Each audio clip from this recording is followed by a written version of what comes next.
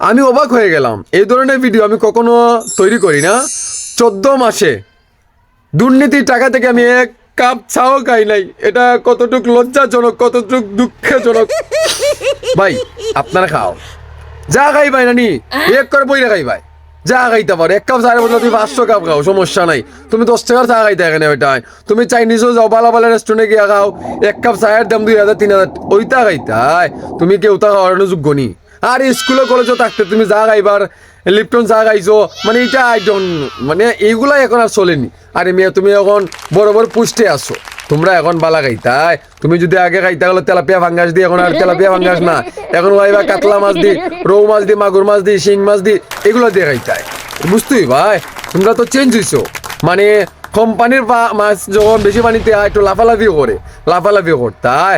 মানে দেশটা তো তোমাদের বাপদাদা সম্পত্তি, তোমরা যদি না করো করতো রাখে রে ভাই হোসান আমারে। তোমরা এখন দেশের সব, মানে দেশের সম্পদ হচ্ছে তোমরা। তোমরা এক কাপ চায়ে দুর্নীতি হয়ে রাখে না খাইতা মিয়া। তোমরা তো কোটি কোটি টাকা ব্যাংকে আছে, সমস্যা নাই, চাপ নিও না। যদি টাকা পয়সা লাগে আমি ব্যারিস্টার সাউন্ডে বই, আমি কিছু দিন তোমরা।